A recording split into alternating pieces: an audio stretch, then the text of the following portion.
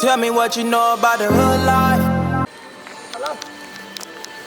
Yo. Huh? Huh?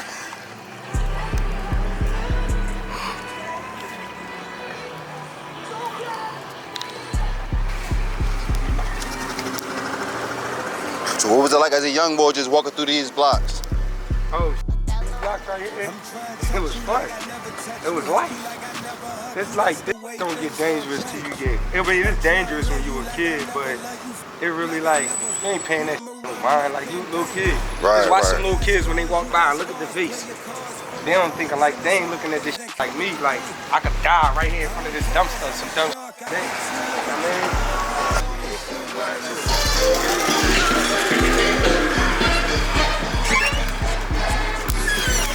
Yeah, what's up? I He Jonesy. chilling, he was up there smoking, but he left. I went back up there, we was up there for like an hour chilling. Jonesy be everywhere. We gotta get an updated joint, me and Jonesy. Yeah.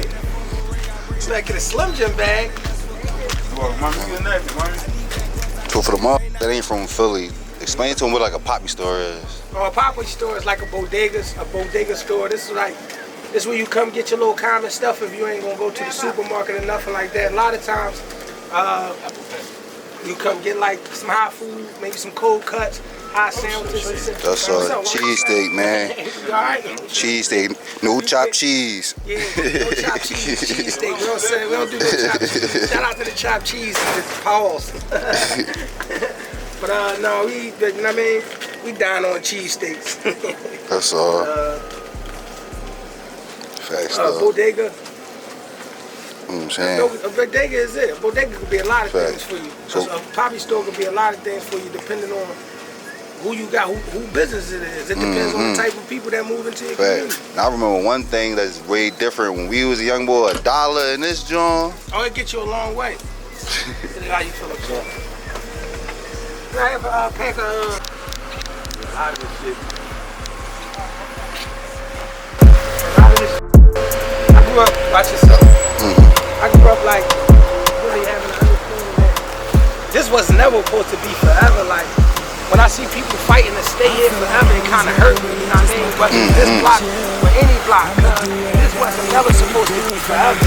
This is wrong. That we're supposed to start here and go take the world. To bring it back, you know what I mean? But if I'm busy bringing the world back, there's no way that this could be a mainstay of my life. You feel what I'm saying? In the sense of it being an everyday thing. So like. This my block, this is where it is, and a lot of it is people scared to leave their comfort zone and travel and experience it. That's where you lost me. I guess you saucy. This shit gon' cost you. I've been I don't even think they scared. It's just that they don't even know that this shit be required of them. They don't even know that that's what's required of them to hit that next level of life or to experience some new shit, this, that, and the third, so they can open up their eyes. I feel like all these women really just my karma. I'ma chill. I'ma do what I gotta to pay the bills. Been on drills. She thinking I'm popping pills. She practice voodoo. She writing the nigga. Hey, I feel like all these women really just my karma. I'ma chill. I'ma do. Leader of the division. Yeah, man. So we in for a real good one today. Definitely got definitely well-known artist from the city. Made a lot of impact, made a lot of noise, been doing this thing for a while. So go ahead and introduce yourself to the people who ain't too familiar with you. You already know I'm Trendsetter Shady, leader of the division. This right here is a Philly cheesesteak. That's only right we started off right. So Trendsetter Shady. So before we get into the current events, take them back and everything. Talk to them. How was your childhood? My childhood was like, it was like so many different dynamics that existed in it. Like, depending on what part of the day you ask me. But I can say good or bad, but I had a fairly enlightening childhood. I know that like my whole childhood was experience that probably shaped me as now. Like people dying, people getting killed, people getting locked up. This house that we in being raided, probably like when I was a kid, probably like over 20 times, if that. You know what I mean? This block that I'm on, and things like that. You know, so it's a lot of things that Definitely active. I already came into an environment that was surrounded by. I was born in when I was born in the projects, not inside the projects. I was born in Temple Hospital, but at the time, my mom's residence was 23rd and Diamond, the '09 buildings on the 4th floor. Okay. So that's why when I first was born, my mom, my older sister, and my brother, LA, they they was there. My brother and my sister actually went to William Dick. And people don't know that about LA or know that about me, period, that originally we came from we came from Diamond Street and then we moved to Hollywood Street afterwards. So we lived in 23rd and Diamond and then we moved to Hollywood Street and then we moved to Sydenham Street, Sydenham and Susquehanna. And then I guess, people think that, I'm from York Street, that's where I lived at. No, it's actually my mom and my dad is from the same block, but two different hundreds. So I got my mom's side of the family down the street, and I'm up here in this hundred, because it's my dad's side of the family. So that's definitely like real heavy. You just walk right in the street. Yeah, both. Both sides. So it was dynamic, you know what I mean? You could say like, it depends on how you want to look at it. I mean, I grew up around here, did everything that everybody else did. Yeah, like What age did you first really start getting in tune with the music? around like 12, 13. All right. That's when I start really like understanding like, damn, I might want to be a little rapper. Who was it that like the first artist that you first was looking at? Oh, in life? Oh, Poppy Buford, my man Alexander Morgan, from Dolphin Street. Like, is the first rapper that made me like, I'm talking about like, want to be a rapper. Nobody else made me want to be a rapper. I just like music. You feel what I'm saying? But he was the first person that really rapped that made me understand the message that he was giving. Everything else was like, I don't know. I was listening to like Bone Thugs and Harmony. I was listening like, oh, back in the day, I'm 37, so I'm sitting in front of like the video music box and stuff like that. I'm consuming music differently. My consumption of music is differently. So it didn't apply to me in the sense of me trying to imitate them. It just applied to me. I'm just waiting for the next hit to come on. But Pop was the first person I knew in real life that rapped and it resonated with me. It made me say, oh, this is something. You know what I mean? So yeah, Pop, Alexander Morgan, the general. Where was you during like the headshot, DVD, like that era? I was locked up. The complete era, man. Like, I ain't get a day out. You heard me? I ain't get a day out. I probably did come home in between, but like, was Headshot DVD going on in like 2002 still? Yeah, that was like the peak for real. Oh, I ain't know nothing about that shit back then. They wasn't no peak. They was the peak. I say for me, I'm just speaking for my Headshot 2 was the one that was like. Well, yeah, like see, if it Too Raw from the Streets was already popping. But right. I was a little still young, but when Headshot 2 came and then the Reed and the NH. Oh, all right, yeah. I wasn't home for that. I wasn't home for NH. I wasn't home for Reed. I wasn't home for. How do you think you would have been in that era though? Because I'm looking at the way you carry now. I feel like you would have definitely like shifted the era a little bit. I mean, like, listen, check it out, man. I think that in that era, I think my biggest competition would have came from myself. My biggest competition would have came from myself. Like, even now, like, because I'm in the era now, we living in an era full of spitters, and I'm still relevant, even amongst young boys that's out here doing totally different music. They don't be like, man, old head need to shut up, or this, that, and the third. They listen to me, they with me, they catch me in the streets and they shit, and I mean, that's what keep me going a lot of times, because I ain't know. Like, because I be out of town. Right. So I ain't around. So I ain't know, but I'm back around. It's like, damn, man, that shit, like, it's love, dog. It's love. Like, you know? So, when you was booked during the Headshot era, what was like the... You was getting this shit. Because the jails talk for real. You behind the walls right now. Philly is on fire. Who they talking about? Yeah. Oh, they talking about Joy Jihad, Meek Mills, Frankie with the Grippers. They bringing NH up here and there. They really, H name made it in them, definitely Quilly Mills. Who else they was bringing up in them jails? I'm talking about, like, I ain't talking about like state property or signed people, this, that, and the third. I'm talking about dudes that came up, you know what I mean, was coming up at that time. Right. They was mentioning, they was mentioning. Cause I feel like that was definitely like, you know how Chicago got the ball right now and everybody, that was our era for real. Yeah, word. So like, D Jones made us. They was talking about Jonesy in the jails. They definitely was talking about Jonesy. I'm just talking about. I'm not like, you know what I'm saying. Like, we was making it to them jails, and I was in a few of them. You know what I mean? Right. So I'm telling you, like, these names was making it to these jails. These are the people like I had to come home and then like, okay, I heard about them. I don't gotta. I mean, I heard about them. Like, what's up? These other people have been introduced to me. You know what I mean? Right. So talk about your mindset when you first came home. When? In 2010? Yeah. Oh, I said these niggas gonna kill me. You talking about?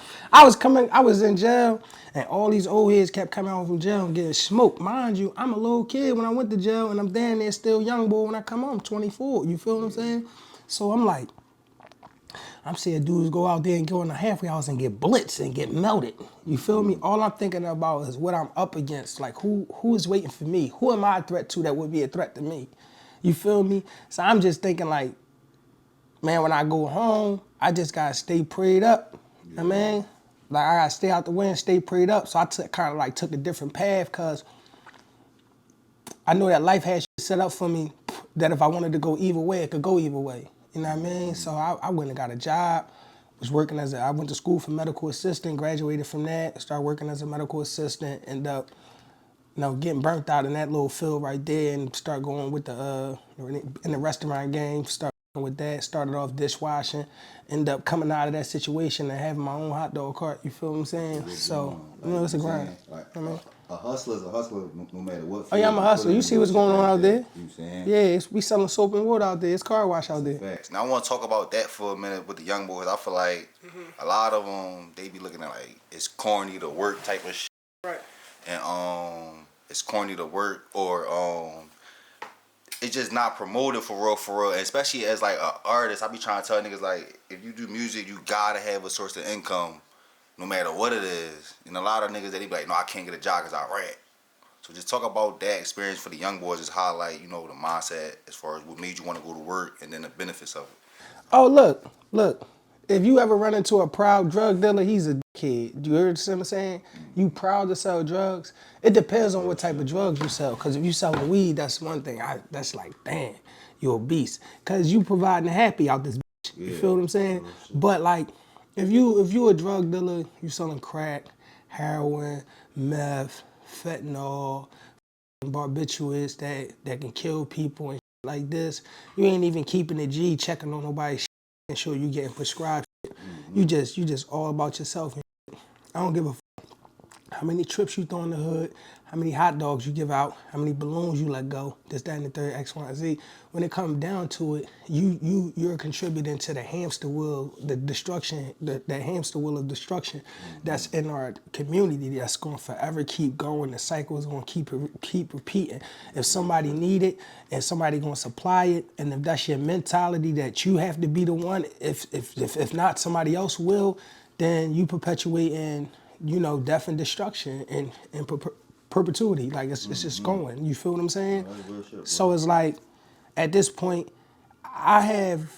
because I see that through that clear eye lens like that, I have no complex about washing a car, because I'm going to break down the mechanics of it. First of all, I'm not ashamed of it because I went to school to learn the trade of detailing, right? But let's say a person didn't go to school and they somehow possess the trade of detailing or car washing. I'm telling you why I'm not ashamed, just not knocking nobody else. Right. I'm gonna tell you why I'm not ashamed. I'm not ashamed because not only was this the first job I had, and me and my dad worked side by side. We worked at this little detailing shop on Stiles Street, like on St. Bernard and Stiles. That's all 49th and Girard. And I used to live out West Philly. I grew up on Stiles Street too. And me and my dad worked at Mr. Dennis detailing shop, and as a kid, I used to make $400 or $500 a week. I'm talking about, I'm a kid. I'm only like 10, 11 years old. Right, that's a good job. You feel what I'm saying? I'm able to do whatever I need to do, have money, buy my Dickie suits, get back and forth to school and shit, this, that, and the third. My pop had his money, I had my money. We're cool.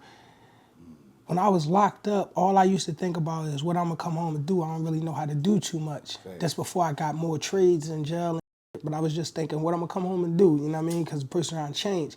And I always kept thinking to myself, if I get the chance, I'm gonna just come home and I'm gonna do detailing shit. So I came home, got confused, got to it, and then once I got to it, I was able to go through it. Right. So, what age did you get locked up and how long did you do? I got locked up when I was 11 for a stolen bike. Me and my cousin Freak. It's really my friend. It's like one of my closest friends, like a brother to me. But I call him cousin, and you will see us refer to each other as cousins down here. People that really understand what's going on know we family. People that don't, you'll hear them say, no, that ain't my cousin, that's just my man. That's weird shit. But you hear us referring to each other as cousins. We rarely call each other bros, because that's some other shit. But cousins is real closer. You feel me? But anyway, I got locked up when I was 11 with one of my cousins. We was down this motherfucker, stole a bike from off Broad Street, and my dumb ass, I take the chain off the bike, say, get off the bike. And they used that as a armed robbery. Yeah, because I had a weapon. So you armed. You might not armed with a pistol, but you are armed. And I had to learn that about language when I was young. You know what I mean? It don't just mean what you think. Yeah, I was armed. So we robbed them up there, and we got the bikes. It was some nice joints. Well, he had like a nice little, remember them, the mountain bikes came out with the cantilever brakes when they first came out, the fold in? Yeah, I took that joint from him. And his man had a GT, my cuz took his, and the cops tracked us down, locked us the fuck up, sent us to juvie. I come home when I'm 12. I go back when I'm 12, come home when I'm 13. Go back when I'm 13, come home when I'm 16. That's after my brother got killed. I came home. 20 days later, I turned 17. I went back to jail 4 months later in December. So I stayed in jail from 17 to 24. And then when I came out, I stayed out here for 2 years. I went back for 2 more years, came home when I was 28. Like just a revolving door type of thing. Yeah, I've been home for 9 years though. That's a good job. Yeah.